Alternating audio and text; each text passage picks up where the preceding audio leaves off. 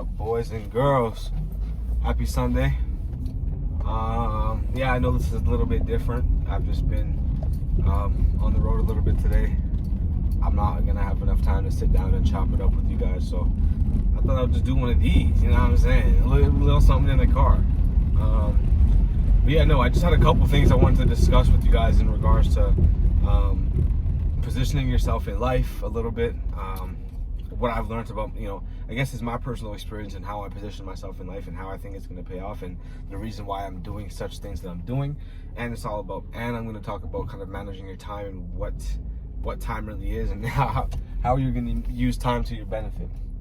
So the first thing I guess I'll say is you're always going to feel like there's other things to do. No matter what you're doing in life, whether you're watching Netflix or you are working on your business, you're always going to feel like there's another set of tasks that you need to be doing. And I mean, this could be hindering and this could also give you a little bit of progress in your life. But the main objective here, the main point to understand is that you're always going to feel like there's another task to do. And in most cases, if you're feeling that on a constant basis, like, oh, I could be doing something else right now. I don't really have to be doing this. I could just, maybe do this. I could maybe do that. There may be a slight chance that you're doing the wrong thing. And obviously, if you're chilling with your family and you feel like that you could be doing something to feel like you could be more productive, that's a different case. Obviously, that's you, basing your self-worth on top of your productivity. So stray away from that mindset and understand that when it comes to business or it comes to other life things, you need to understand that that's going to be the number one thing for you to do at that certain time. And I mean, if you're working a job that you don't like and you feel like you could be doing something else, then maybe it's time for you to do something else. Unless you literally have no choice, you have kids to feed and stuff like that. But I'm talking for us young individuals that are under 20, or not under 20, that are 25 and under, right? It's kind of being able to position yourself in life that way. And one thing I guess I'll tie into being 25 and under and kind of what that entails is a lot of, for me personally, it's a lot of being scared and being worried that if I'm doing the right thing in general, right? I always am, any kind of situation I'm in right now, especially with me working at a dealership, I always wonder if I know no matter what I do, no matter what you do as well, you're gonna reap some fruits. You're gonna reap a fruit from your efforts. You're gonna reap something, right? So the question that lies there is that fruit going to satisfy your cravings? Is that fruit gonna give you what you need? Not necessarily about what you want, but what you need. And that's going to be the biggest question. Is it going to be giving you something that you need? Is the tree that you're trying to grow and the fruits that tree is going to bear, is that going to give you what you need? Or is it going to be full of, is it going to be rotten? Are you going to even be able to share it with the people that you love? So I see other people in my environment. I don't shit on anybody, but there's a lot of, I don't want the results that other people have in my environment, bro. Whether that be at my dealership, whether that be within my family, no one has those results. So in some cases, I feel like I don't necessarily know who to follow. And that could be the case for you as well. So that's why I just follow my own fucking path, bro.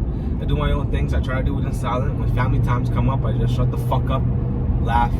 Don't worry about nothing else except for just my bank account, my money. How am I going to increase it? What am I going to do to continuously be a better version of Gaddafi? And you should be doing the same thing for yourself. So, yes, make sure that what you're doing, the fruits that you're going to get from what you're doing, they're not going to be rotten fruits. They're not going to be fruits with a whole bunch of flaws. They're going to be fruits that are going to give you exactly what you need. So just keep that in mind. Because as of right now, you probably want to retire as young as possible.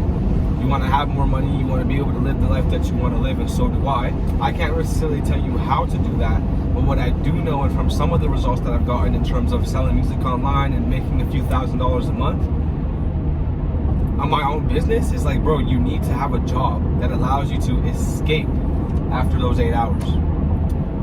So right now, my job, I can't do anything except for be there. If I want to get as much money as possible, I can't do anything except for be there. I have to be completely locked in there. And I'm not the type to completely lock in at a place where I see other individuals who are locked in and they're not reaping the rewards that I want. Logically, that makes no sense. So therefore, it doesn't make sense for me to lock in there. I mean, would you lock in at a place you know that locking in doesn't give you the results that you want / and or need? like no, you're not gonna fucking do that, right? So when I was working a warehouse job, clocking in 8 hours, had my podcast and listening to my music whenever new albums dropped, like, you know, J. Cole and not J. Cole, like freaking Future, Metro Boomin right now.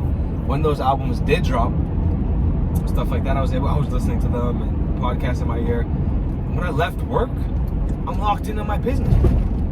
I'm making music online, I'm posting shit on Instagram, I'm getting views, I'm doing cold outreach to potential clients. It's like I'm locked the fuck in. But now I'm at a job where I'm selling. So now I'm reaching out to their potential clients. I am sending messages, I'm posting content for that business. And it takes away from who Gadako is and why Gadako's doing what Gadako's doing. And I don't want that to be the case for you. So yes, this job right now is about building the necessary skills to help me build my businesses in the future, but it's not somewhere I should be here for long. And I've been there for 4 months already. I'm not gonna say I mastered the skill of sales or anything like that, because who am I to say that? And I don't really know much about sales except for the first 4 months, but I know enough about sales now to go sell my own product and make more money. Because I'm at a dealership right now, it's low-key like if you sell more cars, you make less money. It sounds very contradicting, but that's how the pay plan works. So, besides the point, you need to find something that you're allowed to lock in outside of. You're gonna have the mental capacity to do so. And if you can't do that, I'm sorry, it's gonna be extremely hard for you to build a business on the side, start posting content, whatever it may be. It's gonna be nearly impossible. So, I highly suggest that you guys understand that you're always going to feel like there's some other task to do, and you need to be positioning yourself in a manner that you need to watch the fruit that other people are bearing that are in that situation that you're in right now.